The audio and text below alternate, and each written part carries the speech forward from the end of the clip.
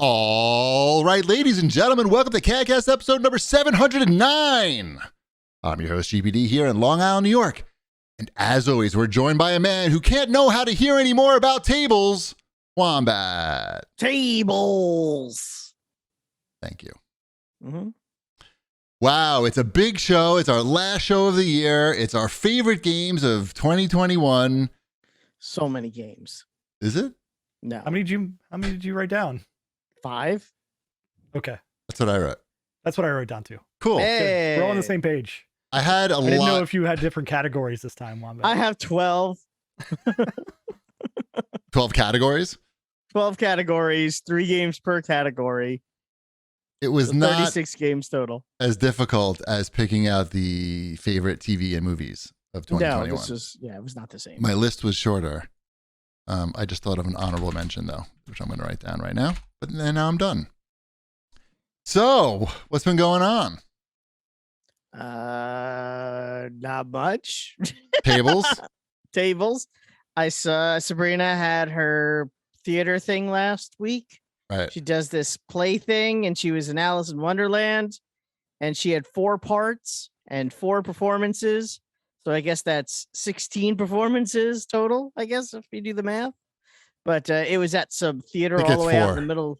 Yeah. And it was 2 hours long, and it was a play, and it was Alice in Wonderland, which means no singing, and all the kids wore masks. So it was 2 hours of Alice. I know. Alice. We did that in October. Yeah, and Sabrina did great. Were your parents there? My parents went to the Saturday afternoon show. They really couldn't hear anything. No, I went to the Friday night and the Sunday afternoon show. My wife went to those 2 as well as the Saturday night show. Yeah. Yeah, it was a lot. When we went to Ty's, I knew, like, as soon as it started, I was like, oh, man, my dad is not going to hear it. Not even 2% of this he's going to understand. Because I could barely hear it, and my hearing's not great, but it's a lot better than my dad's. The difference with a girl is all my mother cared about was that Sabrina looked amazing. Sabrina looks amazing. That's all that matters. Like, is it? Yes. All right. Except for her mouth, which we don't know. Yeah, we don't know. She could be sticking her tongue out the whole time. Mm-hmm. Yeah. Anything going on over there, Ship? Nothing to do in Cincinnati, I know, so. Yeah, that's fine. That's how the Bengals stay relevant. out of the COVID protocol. Right. This is going to be our year. Are they not sick? Is everybody else all sick? The teams just losing everybody. What? They're not sick? Not yet. I mean, I assume it's going to hit all of the NFL teams at some point. And everybody else. Well, yeah, but mainly the NFL teams. I wasn't feeling well yesterday, but I don't think it's COVID. I think it was like a stomach thing. That's been going around too. Oh, that makes sense. Mm-hmm. Yeah. Mm-hmm. I was tired, and I was like, oh. Yeah. But then I was like, thought maybe it's not a good idea to go to the gym this week anyway. Probably like maybe good time to take a break. Well, all the germs are flying around. And there'll be more people there too, because there's more assholes like off work. Do you have your fancy rowing machine still? I do. It's right there. Look, I'm pointing at it. You could do some fancy rows. I did. Instead. I could. I cleaned up the area too. I finally put the room back together after the flood from 3 months ago. Yeah, my son had his ninja training gymnastics class today, and usually it's 8 kids, and there was only 2 because everyone is combo holiday / afraid to go. So. Right. He had a nice private lesson. You get extra nunchucks time? He gets extra training. So I don't know. Whatever. When we lived in Japan. What's he working on the little stick thing where he moves up? They're not they haven't started the salmon ladder yet, but I keep asking. I like that you know the name of that. Yeah, it's called the salmon ladder. How do you know that? That's correct. He's like a lot of American Ninja Warrior. Mm-hmm. We actually installed a pull-up bar on one of the doorways in the house for the kids to practice on. The kids? What's your record? My record is 0. The kids? Why the kids? Could you do a pull-up, GB? Of course. I'm asking. I don't know. Yeah, I fucking better be able to do a pull-up. Spending all this money at Orange Theory. You said so like you do them regularly. I don't do them regularly, but we go to the park here and they have the pull-up bars. So whenever we go, I try to see how many I could do. I can't do that many, but I could do a couple. Okay. I could do them either way, but not that many. It's hard when you weigh a lot. And I think your arms are long too. It's probably not helping. Well, yeah, that's my problem. Long arms. Long arms. Mm-hmm. But no, they don't have a pull-up bar at Orange Theory. But it is hard. So you should do it. Okay, I'll keep working on it. Every day. Why don't you stream it on Twitch? And then I feel like you could get a lot of donos. I'm okay. Like if you could get one, I don't know, like the road to one, you could call it. One pull-up. It would be good. I'm afraid I'm going to rip the doorway out. Yes, I would be afraid of that too if I did. Yeah. Yeah, I don't know about that. Yeah. What else we got here? Did I ask you what you're up to, Ship? I forget. Yeah, you did. I don't have much of anything going on currently, I don't think. Any big plans for the holidays? Anybody going anywhere or doing anything or just hunkering down? We're all local. Local. Yeah. Yeah. We'll go up to the cabin for New Year's, I think. Does Santa know where the cabin is, or do you have to like write him a letter? Santa doesn't come on New Year's. I know. Oh, I thought you. Oh, yeah. So you won't be there for Christmas. Yeah. What do you mean That's you don't right. have Santa It's come okay. over for New Year's? You're Jewish. What kind of jerk? You let him give you presents and you don't invite him to New Year's? But yeah, I don't know. I mean, we went and saw a movie, but we'll talk about that here in a little while. In a little bit. Uh-oh. I hope it didn't give you COVID. Like some other well-known internet video game talking guy. There wasn't that many people in the theater, and they were spaced out pretty well. Right. So I feel pretty comfortable with it. Interesting. All right. Talk about Spider-Man later. I didn't see Spider-Man, so I'll just cover my ears and yell while you talk. Perfect. Yeah, nah, nah, nah, nah, nah, nah, nah. I'll get a coffee. Another coffee. All right, let's do some show feedback because we don't want to stall too long before we get to our favorite games of 2021. Sure. I mean, there was a lot of talk last week about mattresses. Really? Cthulhu ate you. Mattresses or toenail What clippings? isn't there? Both. Okay. So this episode, I learned more about CAG podcast toenail clipping habits than I ever wished to know. Clipping toenails into the toilet is kind of odd, but clipping them on your bed is just wrong. You know, no one in my house has ever complained before, but I guess if I'm wrong, I'm wrong. I don't know. They may not know any better. They watched you. They learned it from watching you, Dad. I don't think my wife has learned that from watching me. She may have learned it through osmosis at this point. Is that what it is? Mhm. Yeah. Okay. The mattress is doing well, by the way. Yes, good bounce. Yeah, it's good bounce. Yes. And Can you reach I'll it? say You don't have to climb up too high to get in. I don't have to, yeah, I bought a step ladder so I could get onto it. Good. And this is what I'll say. The first 3 nights, there was part of it. It's like, did I make a huge mistake with this mattress? And then Friday night, after Sabrina's first performance, that 2-hour show, Put you right to sleep. which was 40 minutes away from home. So we had this long drive at 10 o'clock at night. We get home, it's like 10:45, and it was a work day. And we were so exhausted. And I laid in that bed, and it kind of like, you in, because it's that sort of the memory foam on the top first. And I was like, yeah, this is the greatest mattress that's ever been invented. And I slept like a lump that night. And ever since then, it's been You just channel that show. and then You think about the show. Like when I can't sleep, I think about ping pong. I think about like just the ball going over the net or spinning. Like That doesn't stress you out? Yeah, that would stress me no, because out. it's not like I'm playing a match. It's just like I'm watching somebody play, or it's just the watching. It's not like, yeah, it doesn't stress me out. I don't think about like playing in a tournament or anything like that, or league or anything. I just think about the spin of the ball. It's relaxing. You can see that. I don't even know that I think about like the people. I think it's maybe just the ball and the paddles and just floating like an iPhone game, like an iPhone ping pong game. Like an indie one. This is sounding very indie. I don't know that now. well, there's only, one AAA ping pong game that I know of. Rockstar Table Tennis. Mm-hmm. I'm familiar with it. Right. That's it. Anyway, let's do some show feedback. We already did one. We're doing the second one now. I could talk more about ping pong if you want. That's okay. Metallicaholic, a Metallicaholic? I don't know. There's actually another seat in a UPS truck. GP was asking about this last week. It's just a jump seat that folds up, and it's not usually occupied. I worked for UPS during Christmas one year and sat in the seat. So there you go. There are helpers that help out during the season. Elves. And they have little foldy seats on a UPS truck. We're learning so much on this show, everybody. Every week. This show's about learning and growing as people. I know a lot of people don't understand that. They're like, where's the games? Like, the games come with growth. Right. You need to learn about what's inside a UPS truck. Yeah. It's important. We need to learn about what's inside of all of us. The music.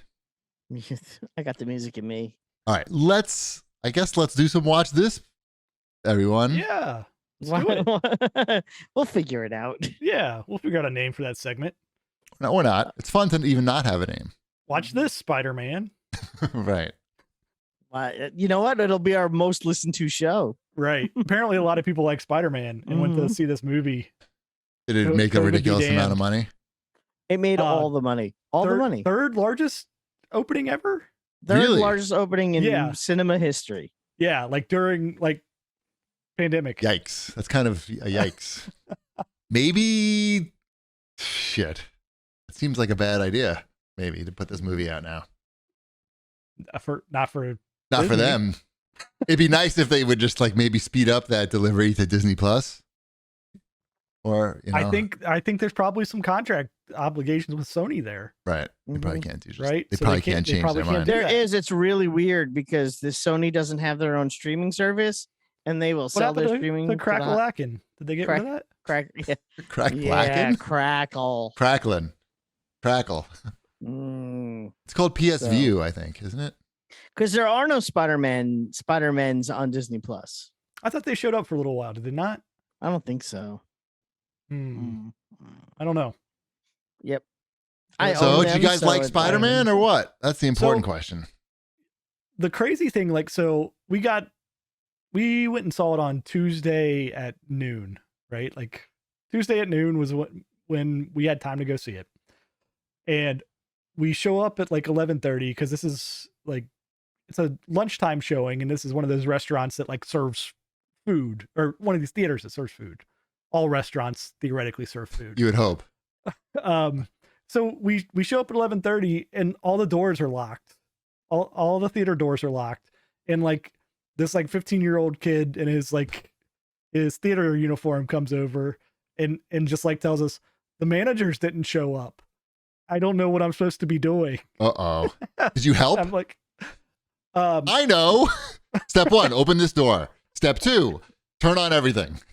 Yeah. Step 3, make the popcorn. So they had to call somebody, because all they had was teenagers there. All the teenagers showed up because they knew they were supposed to show up. None of the managers did. And so they finally got a hold of somebody who had a key to get into the place. Wombat, what did the teenager sound like when Shipwreck came to the door? I don't know, sir. Sorry, sir. The doors are locked. None of the managers showed up. We know. So we're standing out there for 15 minutes, and then somebody obviously shows up because we can see into the windows. We see movement. We can see the people walking around in there. The teenager is in there now. And they made us stay outside for 15 more minutes while we could see them turning on all the icy machines, right, and the popcorn machine. See, I was right. I was right already. I could be the manager. Yeah. Well, I don't think the manager ever showed. I think the assistant to the manager showed up and got things running. Right. So then this is the fabulous times of going to the theater. We sit through, I don't know, it felt like 45 minutes of trailers. Mm-hmm. It was an absurd amount of trailers before this movie. Mm-hmm. And then 5 minutes in, the 2 or 3 year old that was in the theater just noped out completely and just is throwing a fit. Why is there a 2 or 3 year old in the theater? That seems like bad. Because people take really young children to see Spider-Man movies. I didn't have any young children in my Spider-Man showing. It sounds like you just went to a shitty theater. No, people are shitty. People are just shitty. Yeah, how there's not a upscale. That sounds upscale if it's a fucking restaurant. Everybody can go to the theater that buys a ticket. It's not like there's an exclusive, hey, no kids theater here. The one behind me is right here. Is it? There you go. Mm-hmm. Very exclusive. So once all that drama was out, I enjoyed the Spider-Man movie, but the theater experience would have been a lot nicer right here. Yeah. Oh yes. Like a couple feet that way would have been preferred. It's gonna be a movie. I can't imagine the movie that's gonna get me back to the theater. I don't know what it is. It's not gonna be Spider-Man for sure, but I don't even know what it would be. Like what it would have to be. You don't have that much joy in your life, so can't imagine a movie that would make you leave the house. No, that's the opposite actually of that, I believe.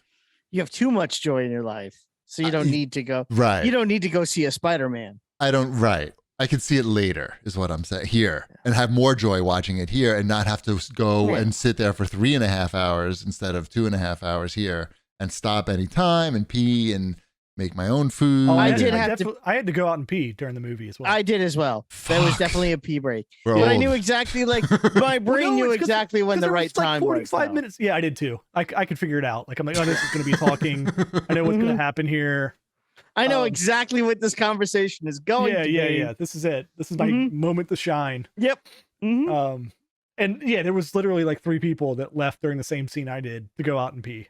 Yeah, you could. It was probably the same scene for both of us. I can tell you, the movie that gets me back to the theater is also not going to be a superhero movie, because it's just so many superhero movies in like so short of a time period, and they're good. I get it, they're good. Like they're not.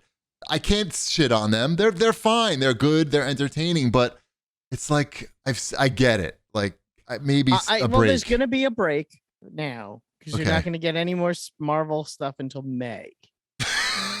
So you get a Marvel. It's 6 months. You get a 6-month Marvel break. There's so much. That feels long to me. I don't know. I want more Marvel stuff faster. It's a lot. I also saw the Spider-Man. Yeah. And I also enjoyed the Spider-Man. I feel like you enjoyed it more than Shipwreck, based on. I liked it a little bit more than Shipwreck. Yeah. Probably not a ton more than Chip. Right. I think that it's one of those movies that while you're watching it, you're like, yeah, this movie's great. And then you're in the car on the way home and you're going, what the fuck was that?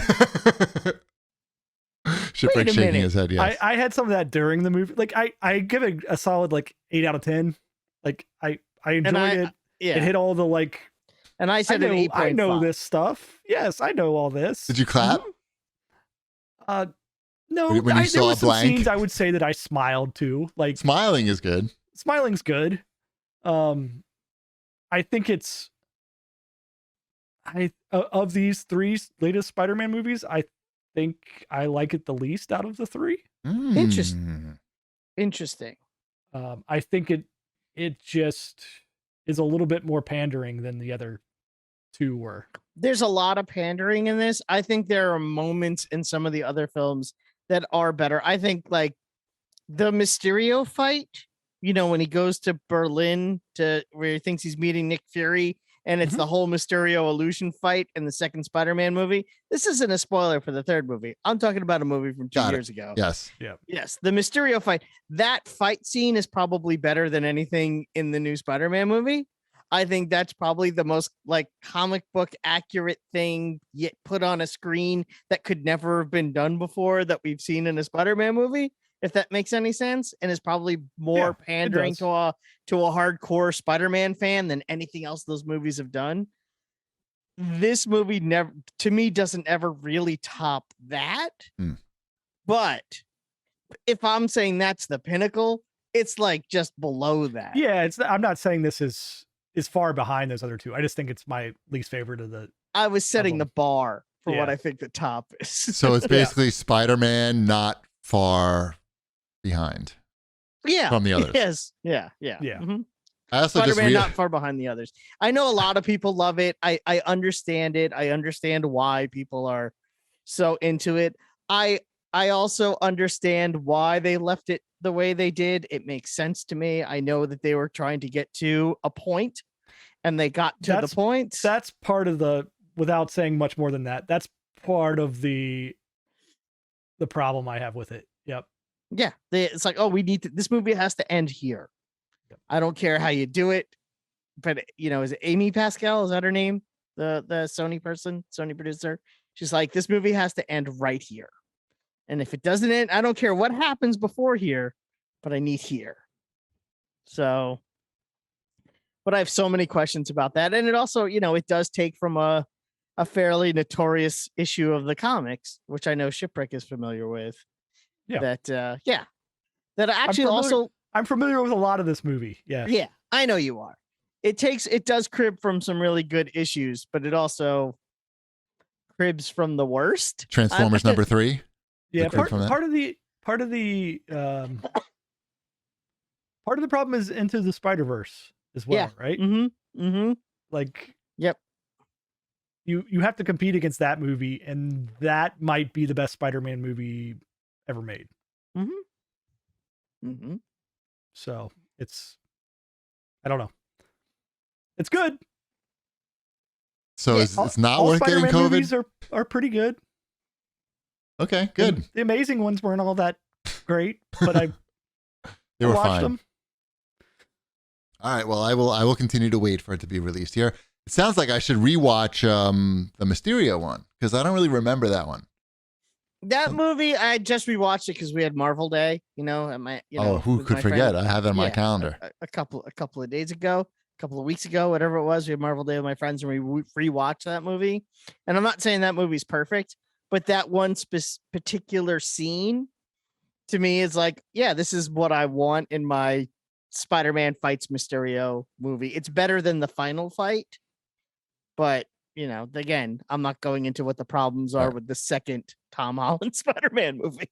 I don't know anything about this one. I didn't watch any trailers or read anything about it. So you literally know nothing about this? I mean, I know this like person. Multiverse. I know multiverse probably. Okay, you know that. Okay. And and I think I saw Doctor Strange somewhere. Okay. Yep. Doctor Strange is somewhere. And then he may or may not be in the movie, but he is somewhere. And I'm pretty sure I saw like scenes from a fake trailer. Like a fan-made trailer, similar to like that Star Wars trailer, Star Wars trailer from back in the day where they put like Jimmy Smits in it and like drew in all the lightsabers over what was it, Braveheart? Anyway, do you remember that? I've been watching some stuff. Braveheart is in the Spider-Man movie. Did they just CG over Braveheart in this movie? Just save some bucks. Mm-hmm. It was weird because I thought Mel Gibson is a little iffy, but why not? He's back in movies. It seems like nothing happened. I know. He could be in the next. It was weird that he played a Spider-Man from another dimension. Mm-hmm. Australian. I'm Jew-hating Spider-Man. Jew-hating. Hey, welcome aboard. Welcome aboard. Hey, sugar tits. Suck my webs. Oh, those Mel Gibson tapes were... Mm-hmm. Provided a lot of hours of entertainment on the Howard Stern show. Yep. All right. I've been watching some stuff. First of all, I've watched the show that you recommended, Wombat, on one of your favorites of 2021. Oh, what'd you watch? Smash. And what'd you think? I wasn't feeling well like yesterday and the day before. So I figured like that was some light entertainment that I can consume in 30-minute chunks without like being overwhelmed by it. It's surprisingly dark and depressing for a send-off of 90s children's Saturday morning cartoons. I didn't want to say too much because if you know that going in, this part of me is like, is it ruin it for you? No. I don't know if that's a spoiler. No, it's actually, I think you would want to know that going in. Did you like it? I could appreciate it. I laughed a couple times. It's not a laughing show. Not particularly, no. I think I'd like the criddle creatures. The I criddles? forget the criddles. I forget what it's called. That bit the best. The dinosaur thing is like super depressing. Randy the dinosaur thing is like, and yet there's part of me, like I said, I wanted to know what happens. Like I wanted to find out. It's weird. Like does he make it through? How does this work out? And again, it's a send off of Denver the Last Dinosaur. I'll explain this to Shipwreck. You're familiar with Denver the Last Dinosaur?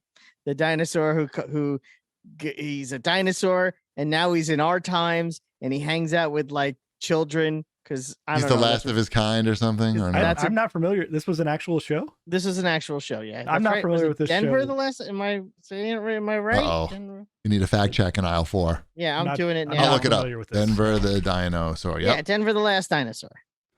It was on in 1988, apparently. Okay. Yeah, I see it. So I'm the right age for this. I was right. Okay, because I was starting to Denver the Last Dinosaur. He's a dinosaur. I remember this. I remember this guy. He wears I didn't watch this sunglasses. crap. It's the dinosaur with the sunglasses. I didn't watch that. So they made a spoof of that in the show, and it looks exactly like this. And they did an amazing job, like emulating the cartoons of the era. Like it looks perfect, really, in every way. They did like a sort of a send off of Thundercats meets, I don't know, Captain Planet called Strongimals, or maybe there's something else that's based on. But it's I don't know. It's got a few laughs. If you're sick, I guess it's okay.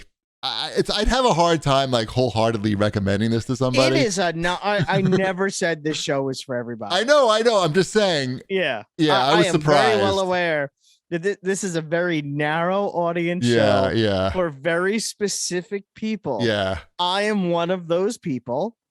And I thought you might like it because I know you're a fan of that. Yeah. I think you should leave Tim and Eric style comedy. Yeah. And this definitely is like an heir to that. It's definitely influenced by those types of shows, but it's also its own kind of thing. It's its own thing. Sure. It was a little heavier than I wanted when I wasn't feeling well, but no, I would say you should check it out if you grew up during that era, and you definitely get a kick out of watching their remixed cartoons, basically. Yeah. The one the one that you like, the Critimals, which is basically Alvin and the Chipmunks and the Care Bears, but with like mixed up with drugs and depression. It's good. Yeah, it's kind of weird. On the lighter side, which is exactly what I was looking for, is this show called Singles Inferno, which just came out on Netflix.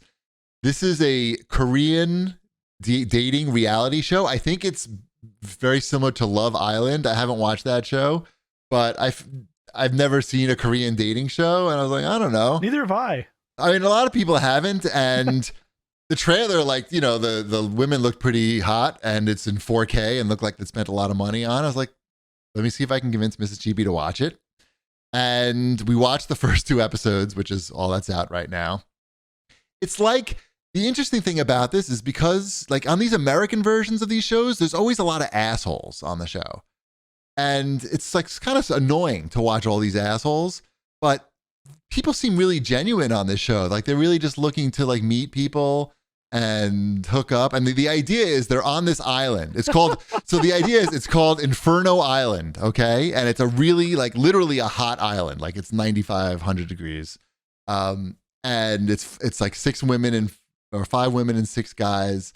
And if they pair up, they get to go to, I forget what it's called, Fantasy Island or whatever. They get to go to like a luxurious resort.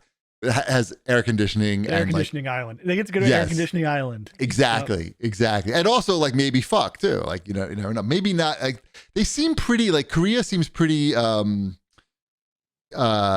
pretty conservative. Like they're not that horny. At least they don't talk about like sex and stuff. And the other idea is they're not allowed to talk about their age or their profession unless they pair up at Fantasy Island or whatever it was, fucking Paradise Island.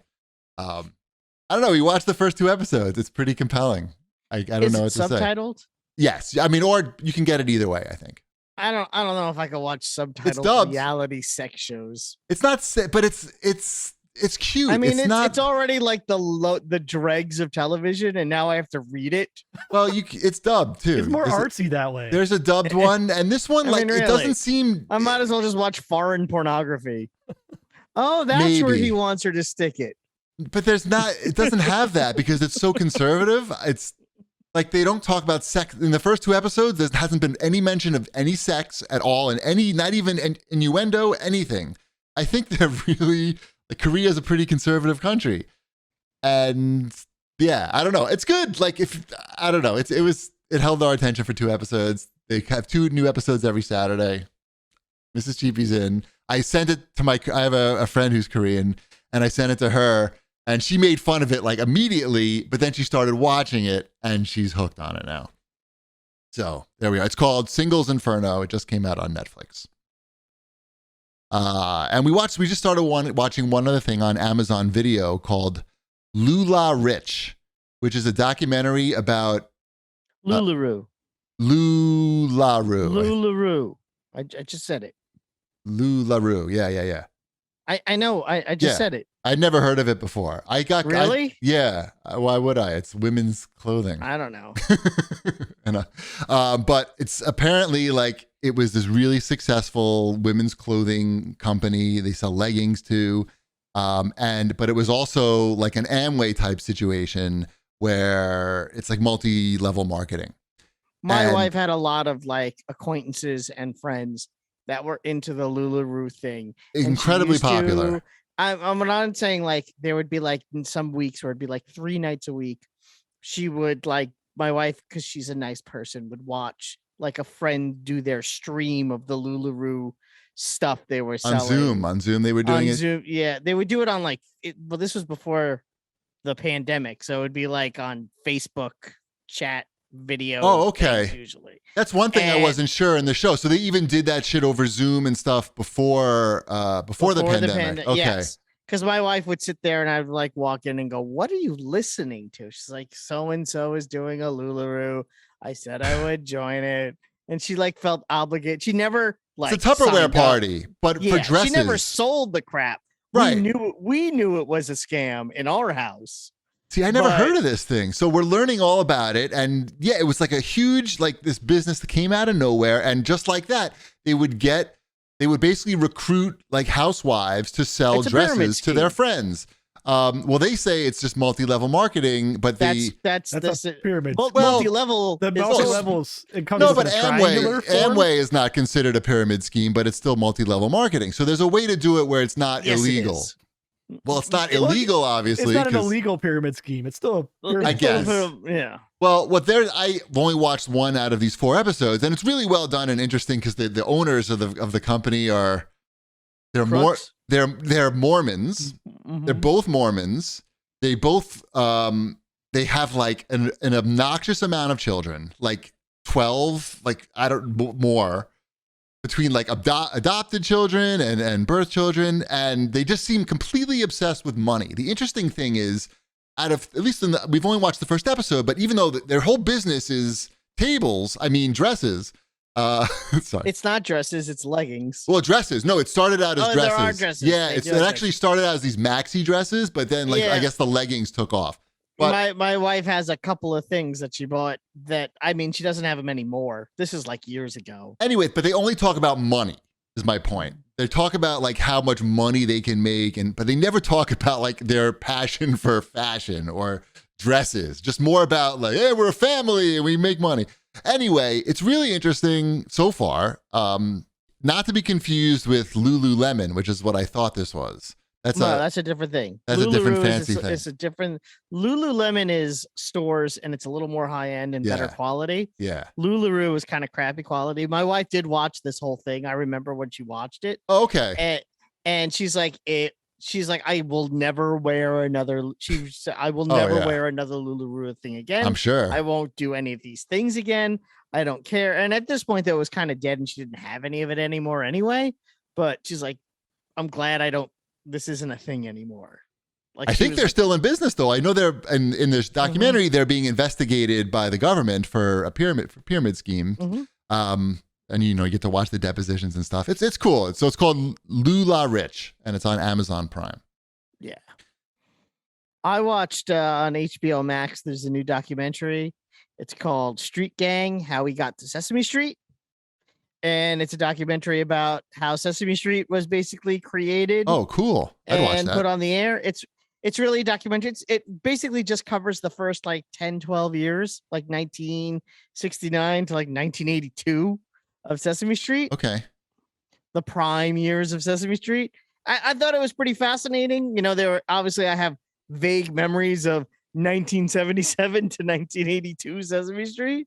But it was really cool. It was interesting to see. It was interesting to see, not that Jim Henson did so little on the show, but when you say Sesame Street, I do. In your brain, you're like, oh yeah, that's a Jim Henson thing. He didn't do any of the writing. He didn't do any of the directing. He didn't do any of the producing. He just basically, showed up and performed as Ernie and he was a performer. And is he not a big part of the documentary, or? He is. Okay. but it's also like, and these are the people that created Sesame Street. And here's how, don't get me wrong, adding Jim Henson makes Sesame Street. Him just being there changes everything. Sesame Street, right. You said Sesame Street, but I'm thinking Muppet Show, and yeah, not the Muppet Show. I think you were a little bit more instrumental in the Muppet Show. That's why I got really confused. I was like, and I was just thinking about Jim Henson this week too. There's always been that kind of like divide between Muppets and Sesame Street, right? Like they cross over a little bit, but it's never quite been the same thing. Right. That's interesting. Okay. But Kermit starts on Sesame Street before he's on, and they talk about all sorts of, it's very interesting if you grew up at a time where Sesame Street was the only kid show that you had when you were a kid, then you're going to really enjoy this documentary. We had that, and we had Mr. Rogers' Neighborhood, and he had a lot of stuff. Rogers. He had a lot of stuff. Yeah, but that was on after Sesame Street. I don't remember the times that they were on, but. And they talked about, like, did you know that Sesame Street was banned in Mississippi in the early 70s? I wouldn't be surprised. Because there were too many Jews on the show. Too many black people on the cast, so they wouldn't air it in Mississippi. It's too close. Mm-hmm. Yikes. Yeah. Mm-hmm. I remember when they decided to have Mr. Snuffleupagus become like everybody could see him, and it wasn't just Big Bird's imagination, because people thought they might be sending the bad message to kids that parents wouldn't believe them if they had told them about some horrible thing that happened to them. Smart back in the day. Yeah, I mean they think about these things anyway. So that's just called Street Gang. Mm-hmm. It's short. It's only an hour and 40 minutes. It's on HBO Max. That's not short. That's not like short. It's the right amount of programming. There you go. It's the right length at for that. Yes. Is a yeah. Cool. Before we move on, Shanafan had a couple questions. He wanted to know, I guess people were clapping a lot during Spider-Man. I don't know if that happened to you guys. That happened to you guys in your theaters? Yes, people clapped in my theater, yes. Nobody claps in Ohio theaters. Really? It is not a thing that happens here, ever. Ever? In any movie? Never. I have never been in a theater here in the greater Cincinnati area where people have clapped. What about, let's move, I need to focus in on this for a second. What about like in a horror movie situation? Do people like gasp and like... Not too much. Abnormally. Yeah, not like I'm making a scene. Okay. Following up, did you happen to see Blair Witch Project in the theater? I did. What was the response of the audience to that? The end. We sat there and watched it. There was no response at the end? No, there's no response. We're all dead. Wow. What about like I know you saw Endgame. It's not an experience. That's like crazy to me. Nobody does anything like unless you're a crying like toddler or baby in a movie. You just sit there and you watch it. I like that. First of all, I would prefer that to taking like, the ups and downs of like that really cool audience response when you're watching something like Blair Witch Project, and like the shitty audience response where people are talking to the screen. So that is interesting. I'm learning new things. So many new things. People are emotionless when they watch movies in theaters in Ohio. That's throughout Ohio, not just in Cincinnati. It was that way in Columbus and was the way in Cincinnati. That's interesting. So like I've never been to a theater where people have made any kind of like emotional response other than like the standard like just laughing or Right. I remember my theater kind of like losing their shit at like the end of Endgame. I think the end of Endgame was like, I remember, many movies where the audience had big reactions, like Blair Witch Project. At the end of the Blair Witch Project, I remember watching that movie in Manhattan on, I think, 34th Street, 2nd Avenue, and I remember the whole fucking theater flipped out at the end, like just like jumped out of their seats at the end, literally, and freaked out collectively. I remember like seeing the original Batman in the theater, and when they showed the Batmobile for the first time, that people fucking just went apeshit. Despite the fact that we probably saw it in the trailer, like the commercial a million times. There's a million things like that, but not in Ohio. No response. Just keep eating the popcorn. That's interesting. Very interesting. Yeah, you're there to watch the movie, not. Well, the good thing is that when people clap during my movie, everyone on the screen stops for a minute and waits for the clapping to die They down. build that into the movie. They know. Yeah, it's like, awkward when you're in Ohio and there's just that dead air. Sitting there going, get on with it. They're like, don't worry, I'm here. I'm Spider-Man. Hold for applause. Wow. Then Interesting. we swing. Shanafan also asked if Ben Gilbert claps when his plane lands. I don't know what he. I don't know. I don't know. I don't understand the question. Me neither. I don't know where that comes from. Where was he getting at? What was he getting at there? I don't know. I don't know. Because I said something about Ben last week. Oh, that he's never been to a resort. But I don't know. I've been on planes where people have clapped. Definitely. This land. People in my family, I've been on the planes. I remember my grandma used to clap. But to be fair, when you're clapping on a plane, you're clapping for a human being that is in the presence of your applause. You're clapping. Sure. It almost seems more reasonable than the clapping at a movie screen. It is more reasonable. It does. Yeah. When you clap at Spider-Man on the movie screen, he doesn't know you clapped. I hate to break the illusion. I remember seeing. Do you remember the movie Arachnophobia? Sure. With John movie. Goodman, right? John Goodman and Jeff Daniels. I remember seeing that movie in Boston. I was in Harley Jane Kozak. Is that who's in that? I have no idea, but I remember seeing it in Boston, in the city of Boston, and just a group of people. Every time the spiders came on the screen, a group of women just like were talking to the characters in the movie about how they needed to look out for the spiders, and oh my God, the spiders are so big. The entire movie. That was a long fucking time ago, by the way. They were prepared. They knew what they were coming into. They had thought it through. I should have went to Ohio that summer and not Boston. I could have really enjoyed the movie experience more. All right, where are we? Are we done with We're done with watching things. Hey, this is in the wrong spot, I feel. Why is this there? I think now we should do an ad probably while I cut and paste these. Sure. Well, first we'll talk about our friends Green Chef. Green Chef is a CCOF certified meal kit company.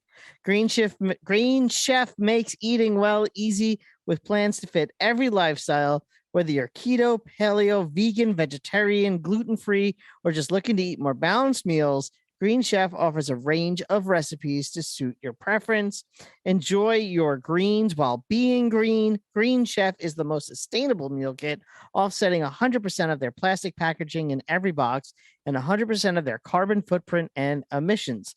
Green Chef pre-portioned ingredients mean you'll actually reduce your food waste by at least 25% compared to grocery shopping. With fresh produce, premium proteins, and organic ingredients you can trust, Green Chef is the #1 meal kit for eating well. Green Chef offers 35 nutritious and flavorful options to choose from every week, featuring premium, clean ingredients that are seasonally sourced for peak freshness. Green Chef is now owned by HelloFresh, and with a wide array of meal plans to choose from, there's something for everyone. We love switching between the brands, and now you guys can too, and enjoy both brands with a discount from the CAGcast. I use Green Chef. They have great food. They have great shrimp and chicken dishes. I had chicken tonight. It was excellent. And yes, so please go to greenchef.com/CAGcast10 and use code CAGcast10 to get 10 free meals, including free shipping. That's go to greenchef.com/CAGcast10 and use code CAGcast10 to get 10 free meals, including free shipping. America's #1 meal kit for eating well. That's pretty cool, GP. Thank you. Yes. Are you familiar with BetterHelp? I am not. Is something preventing you from achieving your goals? No. What interferes with your happiness? Nothing. Check out betterhelp.com/CAGcast. And BetterHelp will help you. BetterHelp will assess your needs and match you with your own licensed professional therapist. Connect in a safe and private online environment. It's so convenient. You can start communicating in under 48 hours. It's not a crisis line. It's not self-help. It's professional counseling done securely online. Send a message to your counselor anytime. You'll get timely and thoughtful responses. Plus, you could schedule weekly video or phone sessions. all without ever having to sit in an uncomfortable waiting room. BetterHelp is committed to facilitating great therapeutic matches so they make it easy and free to change counselors if needed. It's more affordable than traditional offline counseling, and financial aid is available. The service is available for clients worldwide. Find the particular experience you need online. Don't limit yourself to the counselors located near you. Licensed professional counselors who are specialized in depression, stress, anxiety, relationships, sleeping, trauma, anger, family conflicts, LGBT matters, grief, and self-esteem issues. Anything you share is confidential, it's convenient, it's professional, it's affordable. In fact, so many people have been using BetterHelp that they are recruiting additional counselors in all 50 states. If you want to start living a happier life today, as a listener, you'll get 10% off your first month by visiting our sponsor at betterhelp.com/CAGcast. Get 10% off your first month by visiting our sponsor at betterhelp.com/CAGcast. Join over 1 million people who have taken charge of their mental health. Again, that's BetterHelp, HELP.com/CAGcast. Holy shit. That was a lot. I try, guys. I'm Tried doing what? what I can. Add more ads? Yeah. Oh, yeah, we I know. don't know. We got it. Anyway, let's move on to what? We are Tables! at... No, not tables. And up next is Wombat's fortnightly What do we got this week, news. Wombat? Got time on his It looks like Hades won a Hugo Award. It's the first video game to ever win that. That's an award for writing, I believe, isn't it? I think so. I don't know. I like the writing in Hades. I never really played that as much as some people have. It's a literary award presented to the best science fiction or fantasy works. Is it named after Victor Hugo? Probably. I don't know. It's not going to say on this No. Kotaku article, probably. On this Kotaku article? I could go for a Kotaku right now. A Choco Taco? No. Kotaku.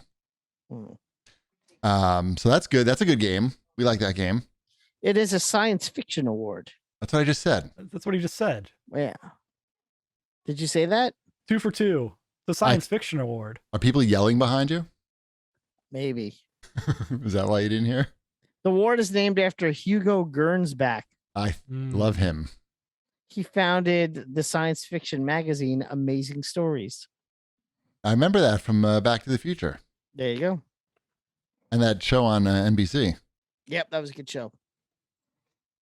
What else we got here? Nobody is buying Ubisoft's NFTs, but I don't. That's an article that was I got off of Kotaku. But I don't know if that really means anything. Like, does it really if you had to play 600 hours of Ghost Recon? What was that? Breakpoint? Mm-hmm. Yep. 600 hours just to be able to get one of these things. You're not selling it in a week. Like, that seems crazy to me. Like, you've invested 600 hours is a lot, by the way. Let's not understate how many hours that is to play a video game. It's a lot. Have you ever played? I've never played anything 600 hours. Right. That's my point. I think people have not really. What have you played 600 hours? Fortnite. You've played 600 hours of Fortnite. Yeah, more than that. According to for the sure? Xbox. Oh, According to the Xbox, it's like 1,200 hours. Holy. All right. That's a lot of Fortnite. that's a lot of victory royales. How many more until you can buy their NFTs? I don't know. And Dude. you'd think I'd know. He's in prime position when those do come out. As soon as that happens, he's ready. He's going to be first in line. It's pretty impressive. Yeah. It's like 400 hours a year, I guess I put in. Is that? Yeah. So I don't know, that really means anything for the future of video game NFTs. It's only 30 hours a month, Ship. It's like an hour a day. It's a lot. Mm-hmm. You keep telling me all of these numbers, and Right. You it's still not know going what to make the 600 hours number is. decrease. No, it's not going to make the number decrease, but I'm just trying to put it in perspective. Like, if I play 2 hours of that game 3 times a week over 3 years, it's going to add up. That's consistent. But it's more than that, right?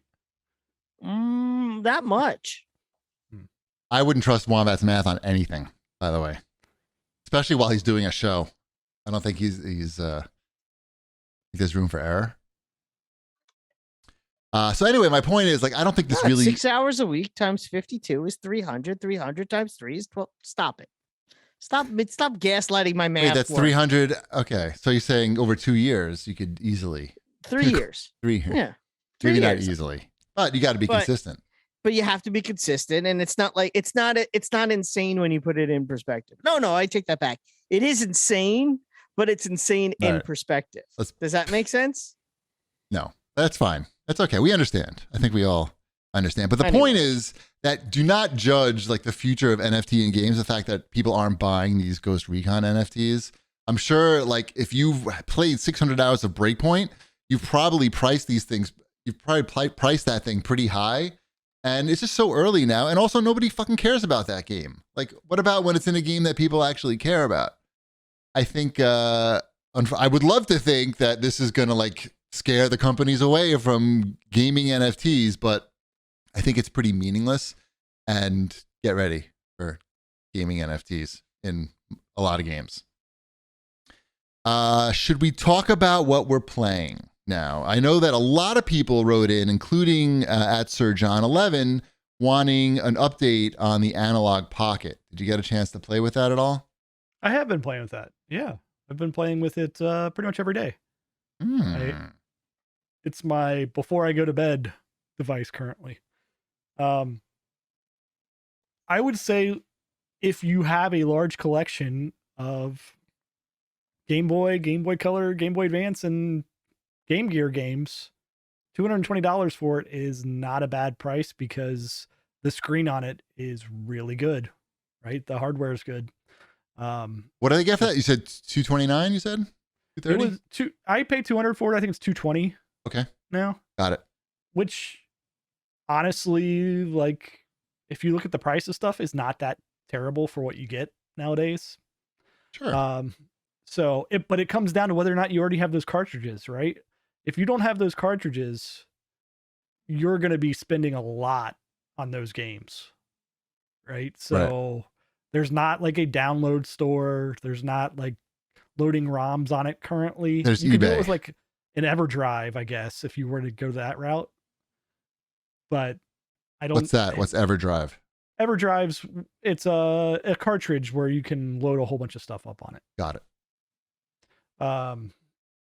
So I think if you're interested in it, it's worth it. If you have the games, it's worth it. Like because you're not going to want to play them any other way, right? Like if you have all those like games, that's the best way to play it. So it's the best way to play it. Yeah, the screen's so good on it. Like compared, like you're not going to want to go back and play on a Game Boy Advance. The screens suck, right? Like you're going to be. It's better than like a DS screen, which you would be playing your Game Boy Advances on. It looks nice. Like you feel like you're getting the best graphics out of those things. But again, like it doesn't have many frills, right? There's no Wi-Fi. There's no like modern technology things that you would expect in this thing. Right. But I feel like there's going to be an Analog 2 that's probably going to be better. Oh, sure. Because they've fucking made so much money on this fucking thing. Mm-hmm. They're going to make something. I would wait for the analog Pocket 2 that has built-in Wi-Fi. Well, at this point, you're going to be waiting anyway, right? Like if you ordered one now, you're not getting it until the end of next year. Until end of next year right now, I think is what the wait list is. Right. So, I mean, to be fair, I think when I ordered it, which was during their initial pre-order, I don't remember if it was a Kickstarter type thing or what it was, but when it first went up, I ordered it, and I think that was like 18 months from the time I ordered it to when it came. So I'm happy with it. It's not like if you can't get a hold of one, you really need it. Right. But it's a quality product. That's a quality product. Mm-hmm. What else are we playing? Before I talk about what I'm playing, I did get a new piece of hardware also. I finally got an Xbox Elite 2 controller. Wow. Why did that happen? It was on sale today at Best Buy. How much? And I had $130. $39. 140. Yeah. It was 140. I saw it was 140 on Amazon. Yeah, so 140. Okay. And I had to Great go that price. way. Great fucking price, by the way. Yeah. Thank you. I had to go that way today anyway because I had to go to the bank that's right next to it. Mm-hmm. And I'm like, oh, this is your $140 to get my $140. And I put on my red jacket and I spiked up my hair in the front and I said, take my money. Cash in the quarters, you mean? Yeah. Mm-hmm. So have you tried it? I did. And? I played some Fortnite with it and I'm playing around. I actually went online to see what they said the best configurations were for Fortnite. Yeah. I mean, you got to add a paddle for jump. Wait, you've never had an Elite controller? No, I've never had an Elite controller. Okay, so you're going straight okay. I couldn't remember. You're going straight from the standard Xbox controller, which is actually quite good on the Series X controllers. They're nice. They're pretty nice. They are nice. There's nothing. Mine was getting a little loose in the sticks, and I was in the market for a new controller. 1,200 hours later, it will be a little bit loose. A little loose in the sticks. I know. Trust me. There are no surprises here. I'm not saying like I don't know how this happened. Right. I'm not a man in a hot dog suit. Right. But I like that one, Chiefy. But I went and I picked it up and I tried the configurations where it's A, B, X, Y on the paddles in the back. Then I also tried it where it's LB, RT, RT. Let me make a recommendation LB if I can. on the paddles too. Yes. I'm going to make a recommendation since it's your first time doing this. You got to start slow. You can't just add like a million paddles to the back. No. I have just the 4, but I have 2 configurations. I have 2. What do you mean you have just 4? The 4 what? 4 paddles on the back. No. That's all you can have, right? Yeah, that's all you can have. So here's my recommendation. You're like saying not too many paddles. I'm like, there's only 4. Right. So take off 3 of those is what I'm saying. Because it's going to be, I mean, in my experience, and maybe this is like the old man, the old man. You have to start with saying, don't start with the default layout. When you say don't add more, I get confused. I'm saying just have 1 paddle for jump. Okay. For jump. Okay. It's a jump. You want jump in a shooter. Yeah, that's it. And get used to that. Part of me that was thinking instead of jump, I might want reload more. I'll tell you why you want jump. Because you want jump, because once you add that, now you can aim and jump. You can look and jump at the same time. And now you have an advantage over anybody who doesn't have one of those controllers. Yep. Because they can't do that. And in some games, it's like a very big advantage. Like I know like using Lucio in Overwatch. Halo's a big advantage. Very big advantage. Like it's just huge. So if you add too many controllers, I find like you just don't know where your fingers got to go. So I just after years of using this of 1 paddle, I just now added a 2nd paddle for melee for Halo. I took it off the stick, off the right stick. So the right stick does nothing now. And I have a paddle on the right side that is melee. So I never can see how that could be useful because then you don't swing, like you're not changing your direction as you're trying to push in. Yes. I will take your advice and I will set that up. Because definitely I was playing, a couple of games of the Fortnites before this to try to get used to the controller. And it feels weird in your hands. Too many. Because I feel like I'm reaching sometimes even to hit the LB button because I'm going like this now. I feel like it's going to take you a while just to even get used to the jump there. Mm-hmm. Because so many hours without it. I know. That's what I'm saying. Like hundreds and hundreds. It's like learning to play table tennis wrong and having to relearn it with the right form. It is definitely heavier and it definitely feels nicer. It's the best. And I like the little charging base. The best fucking thing that was ever made is the Elite controller. So I have one now. It's my first one. You're gonna love it. I'm excited. I'm excited for you to get this going, and you're gonna love it. It's so good. Thank you. You won't even want to use another one again. I hope not. Yeah. Unless it breaks, then you'll be like, this thing sucks. But mine hasn't broke after all this while. So good purchase. That was a great pickup. Thank you. What else are you playing? I've been playing the Gunk on Xbox Game Pass. All right. That game is good. That's a good, fun game. I heard it's short. I heard it's only like 5 hours. So I think I'm probably really close to the end. But that's good length though. Yeah, it's a good length for Game Pass digestible games. I really like it. It's cute.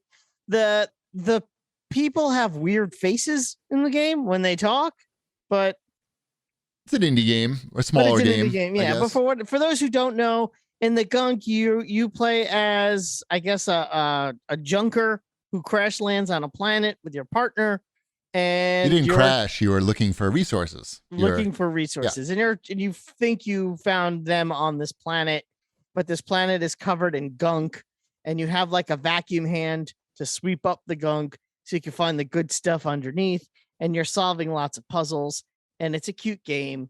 I would say, if anything, where this game probably the big mistake is it has a weird amount of like shits and asses in it for a game that doesn't need to have that kind of language in it, where it could be a game that Shipwreck could play with his kids, but instead of having it a game that he could play with his kids, it's a game where they say shit like every 25 minutes. Oh, it's and he's not gonna want it. He's not gonna. Well, I was gonna say, shit, your kids would love this game, but while I was playing it, but I'm like, they should have called it the shit then. Yeah, you know, it's maybe I'm like, they lean into it, but it's weird because it's unnecessary for something that could have been like a family game. Good point. Artistic vision. Maybe there's a toggle for that. Maybe they should. They should add in no swear words. There are games that have that. I'll tell you what bothered me more than that is that they say solder instead of solder. Instead of solder. I noticed it too. I looked it up, and in Britain they say solder. They say solder. I was looking for a toggle for that. Like, gotta turn that shit off. It's driving me nuts. They keep saying it. It's like, no, stop it. All right. Oh, and you've been playing something, Ship? I talked about playing it, or I was going to play it last show. It came out last week. Asteroids Recharge. Yep. So this is the next in the Atari Recharged universe of games. Yes. The ARU. The ARU. Yep. It's fun, right? Like it's a fun Asteroids game with the neon colors, and it's got the same kind of challenges that the Centipede or Millipede, whatever it was, Centipede or Millipede Recharge. I don't remember which. Centipede. Which Centipede. There we go. The problem that this one has that it's not as unique as the Centipede one is that Geometry Wars it exists, and it also has like a very similar mechanic, right? But Geometry Wars stole it from Asteroids first. I know they did, but Asteroids sticks with more of their like, oh no, I'm moving too fast. Why am I moving at all?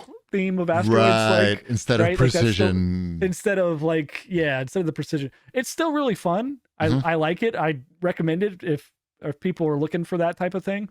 It's you can like I got all the single player achievements in like maybe an hour of playing it, so it's a fun time. Dashel was playing it. He was having fun with it. So these Atari games are probably the best thing Atari's done in better than years? The speaker hats. Come on. What about I'm sure they have an NFT and or cryptocurrency. I'm sure. I think they were one of the first. Atari coin. There's got to be Atari coin. Oh, there right? Definitely was. There definitely like. Hopefully there still is. If there was, because then it would be bad for the people who bought it. Well, I want to say they started with that like early on in the Bitcoin. Atari token. Space. Atari token. Yeah, I want to say that's probably like 2 years ago. Yeah, maybe 3 years ago. But I don't see like there's a price. Oh, maybe there is. Yeah, it's worth 0.06. It's worth 6.5 cents. I don't know what that means. Let's see. No. Oh, it's gone down mostly. Anyway, good job, Atari. So it's good. Yeah, I asked for a review copy of that, but they just ignore me. They don't want me to. They don't want me to experience the recharged. They don't want me to have the recharged experience. All right, let's move on to our favorite games of 2021. That's why everybody's really here, not for Atari or for Activision. Everybody or whatever. Clap. Asteroids Recharge. Everybody clap. Get ready. This year was a tough one. I felt like, I don't know about you guys, but I just didn't really feel like trying a lot of new stuff this year.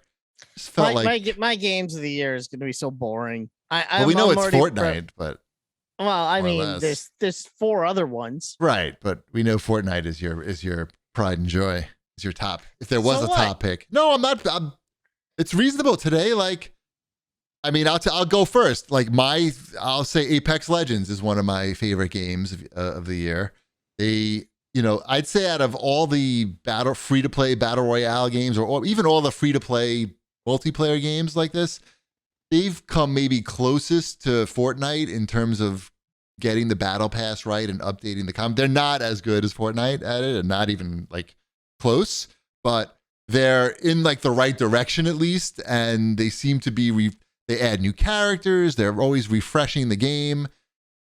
They've done the best. It's like the opposite of what Halo Infinite is at right now.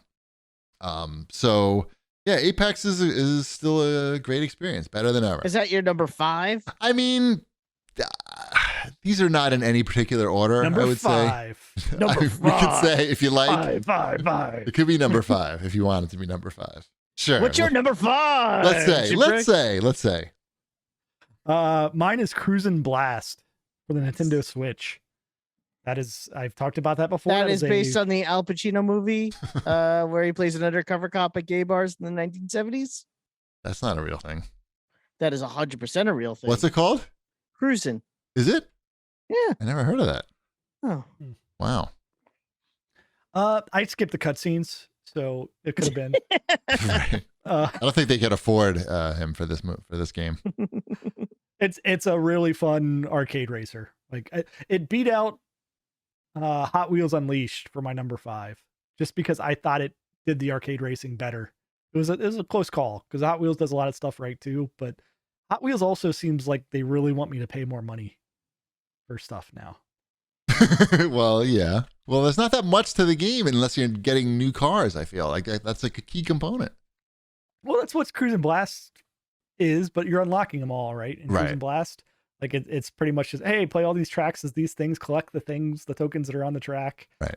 And yeah, it's a good port of an arcade game. I like it. What's your number 5, Wombat? I went with The Artful Escape. I played that. Yeah, it's a fun little indie game, and it's weird and it's colorful, and it kept me in. It was a good late night game for me because I had there were many nights this year where I had to stay up and work until midnight, and that peak season of me working till midnight came right around the time that The Artful Escape came out, and I would be like, I would be done at like 10, and then I wouldn't have to get back on until midnight. So I'd have these 2-hour chunks, and I'm like, I need to stay awake. I know, I'll play The Artful Escape. That's a dangerous game with that one. I know. Because I literally fell asleep twice while playing that game. So I really liked it. I thought it was weird and inventive and the right thing at the right time, if that makes sense. No. Yeah, thanks. But I liked it. No, it was a well done game. Mm-hmm. Yeah. That game's on my list. 4? That game's on my list also, by the way. Oh, it is? Okay. Wow. Yeah. I didn't even know you played that game. I played it this week. I played it today, actually. And it really I mean really cramming for this. I guess, yeah. I mean, it's hard to have, not have a spoiler about my list, but I played this game at E3 fucking 5 years ago. I don't know how time ago. It was a really long time ago. And I played a lot of it. I must have played a half an hour of it. I don't know. I felt like I sat there for a while and played the game. And it was really it was cool. I liked it. And when it came out, I was looking forward for it to come out, but when you played if you played the demo of a game and the game finally comes out, you're like, oh well, I'm gonna have to I already played this already. Maybe I'll just keep putting it off. Well, I decided to not put it off any longer, and I was it really came a long way, and I think it really benefited from being able to be on a Series X. Just the extra resolution of the game, it's very colorful. It's all about even the when it takes place in reality in Colorado, it looks really good. In the woods and everything. It's a good looking game. The art is really great. But the story is really it better be with the name that the name. Yeah. I mean, the story I thought is really great though. I got really sucked into the story about, it's about, I mean, I don't even want to ruin the story or even tell you about the story, but it's about a musician basically. And you know, being like Jason Isbell would like this. You notice how he said his name properly? He probably doesn't like any games, but he doesn't play many video games. He might. Does anyone in his family like play instruments? Like is like a famous musician? His wife is a famous no, musician. I meant his like not his wife. I know his wife is. You mean like his uncle a famous musician? Yeah, like or his parents, or anyone like that he grew up with. Because that's basically the story. The story of this game is that like the kid's a musician, and his parent, one of his uncle, is like a super famous like type, and he's like pigeonholed into this type of thing, and he's trying to grow. Anyway, I really like Artful Escape. It's on Game Pass. You gotta check it. I smiled a lot like playing. I liked this. it. I just wanted more game. There's not a lot of game. There's not a lot of game. There's not a lot of pressing of buttons. No, it's only I think 4 hours. It's really like an interactive story. Yeah. With bright colors. Yeah. I'd really recommend checking this out while it's on Game Pass. Yep.